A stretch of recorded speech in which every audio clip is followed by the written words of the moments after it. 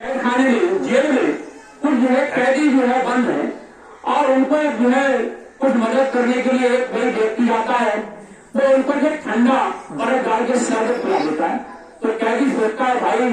बहुत अच्छा आदमी है, बहुत अच्छा व्यक्ति है, इसलिए जो है ना ठंडा शरबत पिला दिया, बर्फ डाल के ठंडा शरबत पिला दिया। और एक दूसरा व्यक्ति जाता है, वो जो है उससे भी बड़ा दयालु होता है, वो जो है वहां जाकर के उन कैदियों को भोजन खिला देता है और अच्छा भोजन खिला देता है। कहते जेल में तो वही जैसा मिल जाए वैसा खा लेते, पर वो अपने घर से बनवा के लेगा, बहुत अच्छा अच्छा भोजन और मिष्ठान लेगा, कैदियों को सबको खिलाया। सभी कैदियों ने कहा आज तो कोई बहुत बड़ा दयालु आ गया जिसने जो है बड़े अच्छे मिष्ठान और भोजन खिला दिया। तीसरा जो है पहुंच जाता है, तीसरा उससे बड़ा दयालु है कि भाई ठंड बहुत कड़ाके की पड़ रही है, इन बेचारों को उड़ने के लिए कपड़े पहनने के लिए कुछ है नहीं, तो गर्म कपड़े दे देता है, कंबल दे देता है कैदियों के लिए। तो कहते हैं भाई बड़ा दयालु देखते हैं, इसने भी हमें कपड़े दे दिए गर्म और उड़ने के लिए कंबल दे दिया, बहुत बड़ा दयालु है। और महापुरुष कहते जो है एक व्यक्ति ऐसा पहुंच गया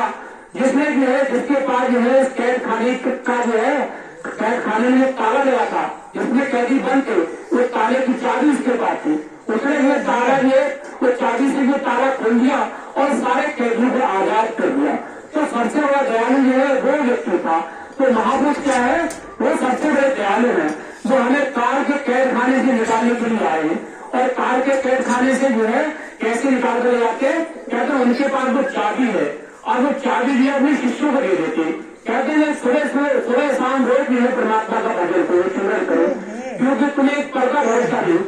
एक जो है मिनट का तुम्हें पता नहीं कि कब और किस समय दुनिया को छोड़कर चले जाओगे। हम तो ये खुद ही देखते कि हमने अपना बहुत लंबा समय जो है इसके विकारों में निकाल दिया और जो है परमात्मा की कृपा से गुरु महाराज की दया से कोई समझ आई तो लगता है कि जो समय शेष रह गया है, बाकी समय जो बर्बाद हो गया वो हो गया, पर शेष समय जो हमारा रह गया है वो हरी चर्चा में चला जाए, हरि भजन में चला जाए, कुछ ना कुछ जो है परलोक बन जाएगा। इसलिए महापुरुष कहते हैं जिस चेले में आप बैठे, जिस कौड़ियों को आप इकट्ठा करने के लिए लगे हुए, ये कौड़ियां क्या है, जितना भी धन इकट्ठा कर लो, बैंक में 1 लाख 10 लाख 20 लाख 50 लाख 1 करोड़ 50 करोड़ जितना भी इकट्ठा कर लो, पर सज्जन की शरीर छोड़ करके जाओगे। आपने धन तो बहुत इकट्ठा किया, कभी 4 आदमी का हाथ नहीं बुलाए, कभी जो है 4 लोगों को भोजन नहीं कराया, कोई भंडारा नहीं कराया, कभी आपने जो है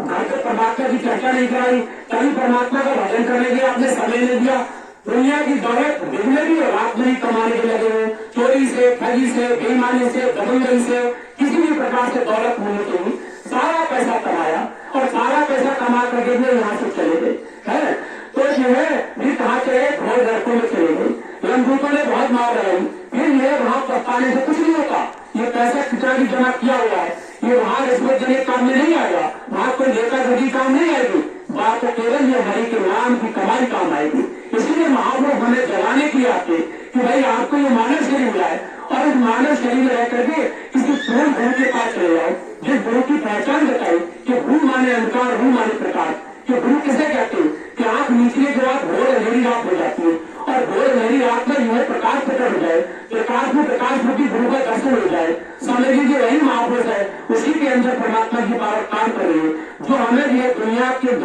दुनिया रूपी कैद खाने से निकालने के लिए आया है। जो ऐसा कोई सदगुरु हमें मिल जाए, ऐसा कोई हमें जो है महापुरुष मिल जाए, समझ लीजिए वही परमात्मा का स्वरूप है, वो हमें जो है कैद खाने से निकालने के लिए आया है। उससे बड़ा ज्ञान को और दूसरा सत्य नहीं हो सकता। इसलिए महापुरुष कहते हैं कि भाई कि मानव शरीर में आए हो तो ज्यादा से ज्यादा हरि भजन करो, ज्यादा से ज्यादा परमात्मा का भजन करो, ताकि जो है इस मानव शरीर से जाते जाते आपका परलोक बन जाए और मोक्ष की प्राप्ति हो जाए, आपको कीड़े पतंग का घोड़ा गधा न बनना पड़े और आप जो है परमात्मा का अंश और परमात्मा में जाकर के मिल जाए। इसलिए ग्रहण करके बात खत्म करूंगा। महापुरुषों ने कहा जितना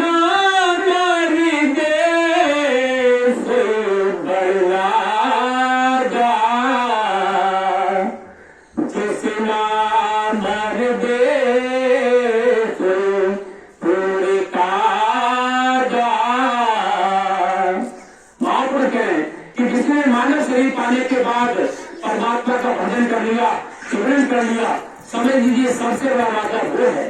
वो नहीं है सबसे बड़ा राजा कि सांसारिक दौलत इकट्ठी की, खूब बिजली इकट्ठी की, कारखाने बनाए और जो है उसके लोग यहाँ बड़े जो है राजा कहने लगे, धनी कहने लगे, सेठ कहने लगे। महापुरुष के सबसे बड़ा राजा वो है जिसने मानव शरीर पाने के बाद ज्ञान की कमाई की, ज्ञान की कमाई करके अंदर जो है खूब उसने जो रूहानी प्रभु का छत्र किया, अंदर जो है घंटे और संघ की आवाज को सुना, बीन की आवाज को सुना,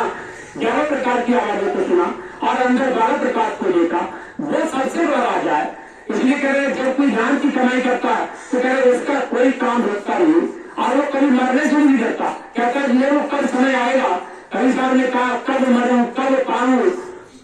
पूरे परमानंद है, कब मरूं कब पाऊं पूरे परमानंद है। कभी साहब ने कहा कि वो कौन सा समय ऐसा आएगा जब कोई ज्ञान की कमाई करने वाला होता है वो इंतजार करता है वो कौन सा समय आएगा कि जिसमें मैं शरीर छोड़ करके जाऊंगा और परमात्मा से मिलूंगा। उससे बड़ा सुंदर समय को पूछा और नहीं हो सकता। इसलिए महापुरुष कह रहे हैं कि जो है जिसने नाम की कमाई कर ली उससे बड़ा कोई राजा और नहीं हो सकता। तो थोड़ी सी बात जो है महापुरुषों की थी तो सभी भाई बहनों के बीच में रखी और बोलने में समझाने में गलती हो गई हो तो पहले स्वामी महाराज क्षमा चाहूंगा, बाद में सभी ग्रामवासी भाई बहनों से प्रेम थोड़े स्वामी महाराज की जय, हजूर कृपा से महाराज की जय, भैया जी महाराज की जय।